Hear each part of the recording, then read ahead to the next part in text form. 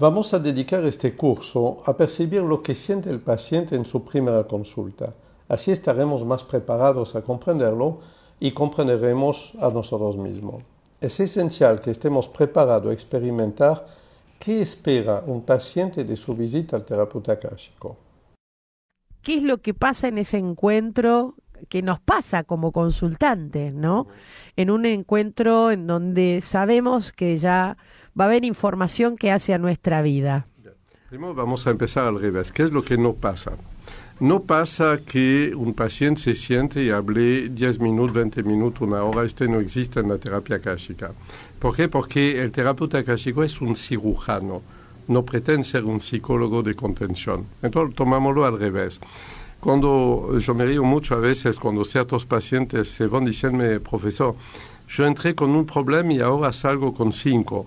Pero qué suerte, porque yo sé que ahora tienen solución. Es lindo de escuchar en realidad. ¿Por qué entró con un problema? Porque, por regla, el problema de la persona nunca es el que ella cree. El problema está en otro lugar. Su origen es inimaginable y las soluciones son totalmente inesperadas para la persona. Orgánicamente, ¿cómo pasa? Vienes, te sientes, si estás en presencial o online, si estás a distancia, y el terapeuta akáshico habla. A part de buen día, habla. Y te pregunta, tu nombre completo, fácil, lo anota. Y te pregunta si estás con pareja, tu edad, tu profesión. Lo que vos no sabes cuando sos paciente la primera vez es que a cada vez que vos expresas algo y que el profesional anota, él está haciendo evidencia akáshica. Tiene una visión multidimensional de todo lo que dices y aparecen los problemas. Ejemplo, te voy a dar un ejemplo sencillo. Entra un señor diciendo, sí, yo amo mucho a mi mujer. Y mientras que él habla, aparece un collar rojo invisible alrededor de su cuello. Bien, rojo significa bronca y el lugar donde está bloquea el chakra de la garganta y sensación de asfixia.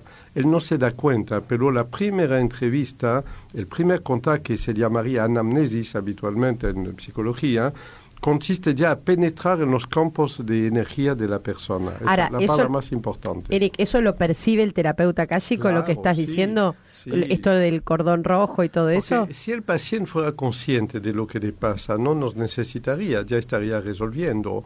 Este hombre que dice que ama a su mujer y es sincero, es real, lo podemos dosificar y meterlo en porcentaje, también está asfixiado por ella. Puede ser al revés, yo digo un ejemplo cualquiera. Bien, continúa la persona y habla de su cuñada, por ejemplo, y aparece algo feo, negro, que sale de la oreja derecha, por ejemplo. Ahí podemos saber que si es un objeto, un animal, indica un ser invisible, es decir, una magia negra probablemente, o una contaminación.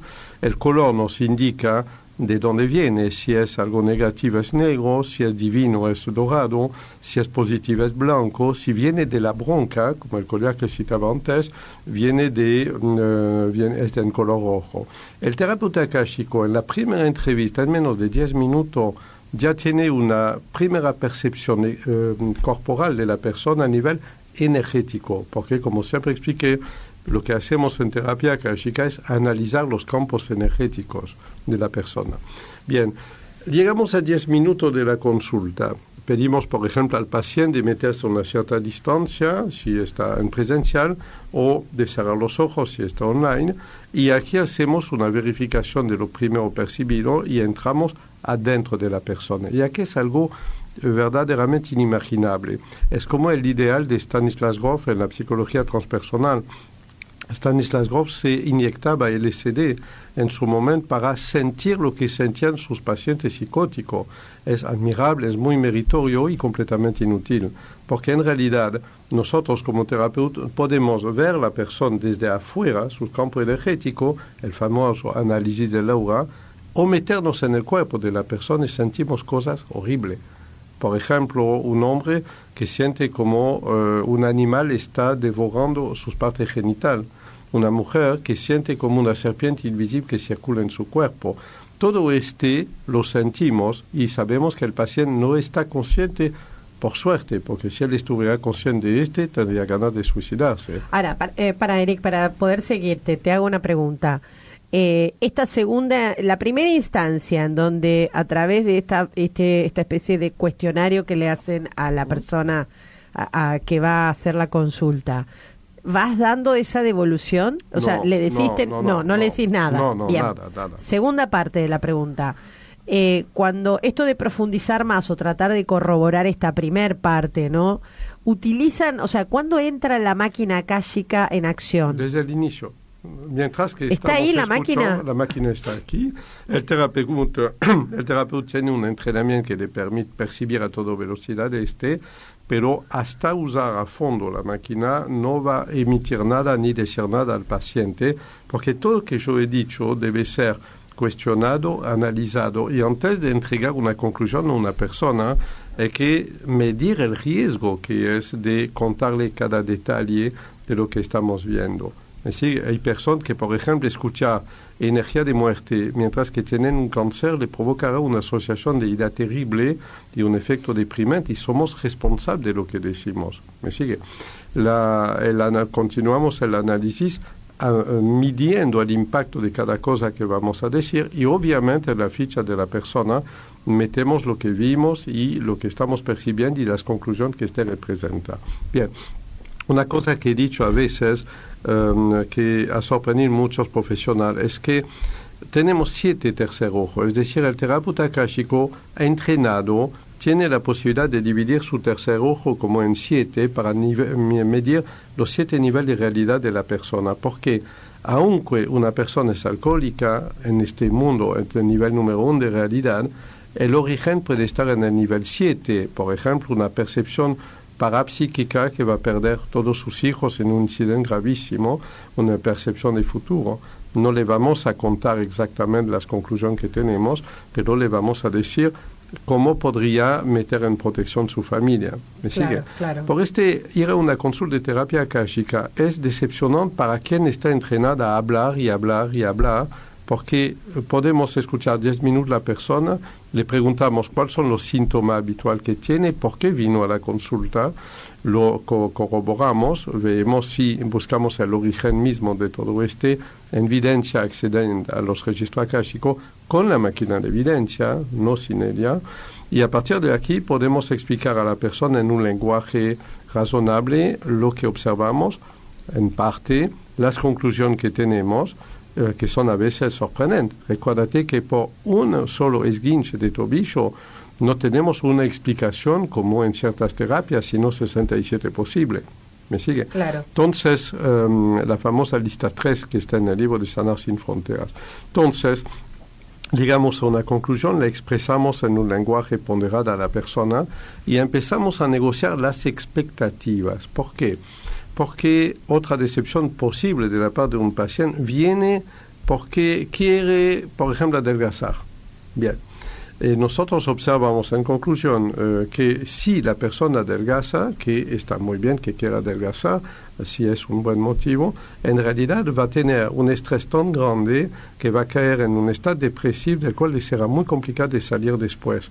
No interferimos con el trabajo del médico, ni del psicólogo, ni del psiquiatra, nunca, es claro.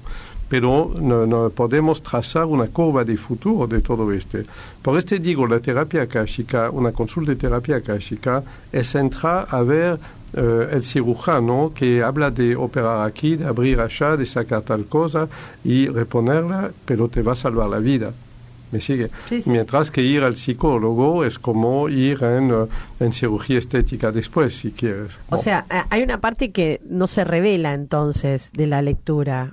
Date cuenta que tenemos que conocer las expectativas de la persona, tenemos que ayudarla a reducir sus expectativas y tenemos que cambiar su enfoque. Es decir, tú creíste que te pasaba tal cosa y no, te estamos demostrando que no. Resultado, cuando la persona llora, cuando la persona tiene una reacción emocional, cuando la persona de repente se queda boca abierta y los ojos muy fijos, es una corroboración de lo que estamos diciendo. Hay una reacción emocional que casi siempre siente la persona a la primera consulta. Ella acaba de escuchar una verdad y le provoca una reacción emocional. Esperamos esta reacción emocional porque por primera vez la persona comprende que se equivocó. saber reconocer porque con el psicoanalista analizó un montón de estructura de ella y el problema no estaba aquí.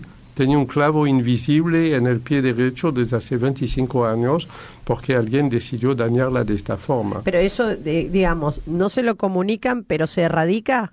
Podemos comunicar en parte si la persona es receptiva a poder escuchar estas cosas y sobre todo si hay solución, porque la pregunta es así. Decir a una persona, perdóneme, pero veo que va a morir de cáncer dentro de 3 semanas, es un crimen. Es un crimen. Claro, no es un crimen emocional. Viene a verte una madre que tiene un nene gravemente enferma y de ver que el nene no se va a recuperar es un asesinato emocional. ¿Me sigue? También sería una mentira terrible decir, sí, lo veo crecer, caminar y todo esto.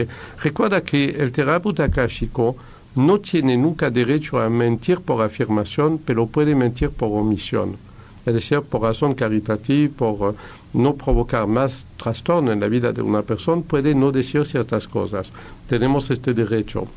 Pero jamás, nunca podemos decir lo que no percibimos o inventar para que la persona esté contenta. Lo que es importante para nosotros es que la persona debe salir con una solución. La solución en general es un programa de tratamiento que tenemos que hacer. Y ocurre que alguien dice, profesor, y te rompe el corazón escuchar yo ahorré dinero durante 6 meses para esta consulta. No puedes decir a esta persona que va a necesitar 14 más. La persona se va a morir de angustia y se comprende. Entonces, la regla es que siempre una persona tiene que salir con una solución.